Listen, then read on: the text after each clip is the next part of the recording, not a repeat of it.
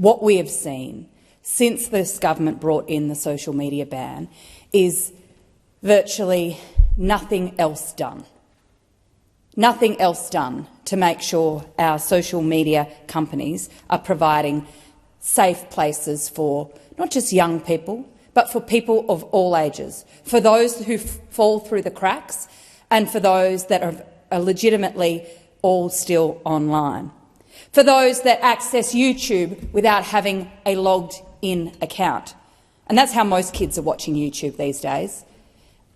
Without an account, you can access anything you want.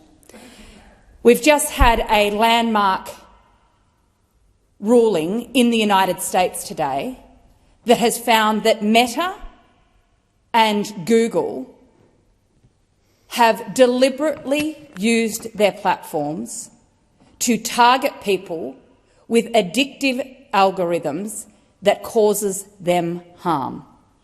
These big multi-billion, trillion-dollar companies are making massive profits off a product that they know that they have designed to be deliberately harmful and addictive, just like pokie machines. The gambling industry and with pokie machines have designed these machines to be addictive, and that addiction is harmful. And it is exactly the same with these big social media companies. These platforms are harmful and dangerous. And today, in the United States, the jury has just ruled that they're so harmful that these big social media companies now need to pay and that they are liable. What is the Australian government going to do about this? Because, yes, they've brought in the social media ban, and that deals with knocking some young people offline, but it does nothing to force these platforms to provide safe spaces for their users, for the public. And we are now in a world where social media is effectively a service that everybody uses.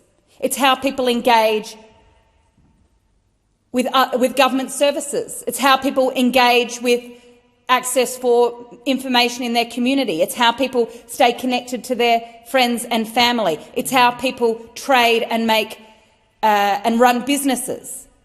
It's how people connect with their educational institutions. If you're not on social media, it's very hard to be an active member of our community. There is no online and offline anymore. It is the same. And the rules need to be the same. There needs to be responsibility targeted and held at the feet of these big social media companies that if they're going to engage, they're going to offer products and services, they must do it in a safe way. They've been making mega profits off harmful products, just like the tobacco industry, just like the gambling industry, and they need to be held to account.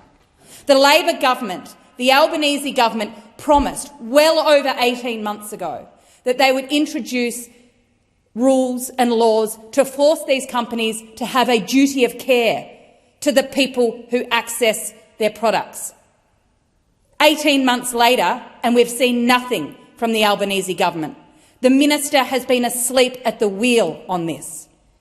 These products, these platforms, these big tech bros continue to make money off Australians from products that they know are harmful and deliberately designed to be addictive. Doom scrolling is not by accident.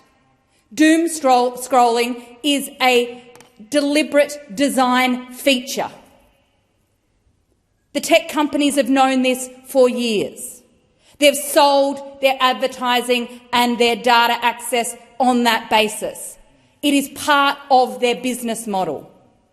That needs to be tackled head-on, and we've got to have a government who has the guts to take on the tech companies properly and force them to have a duty of care to the Australian people.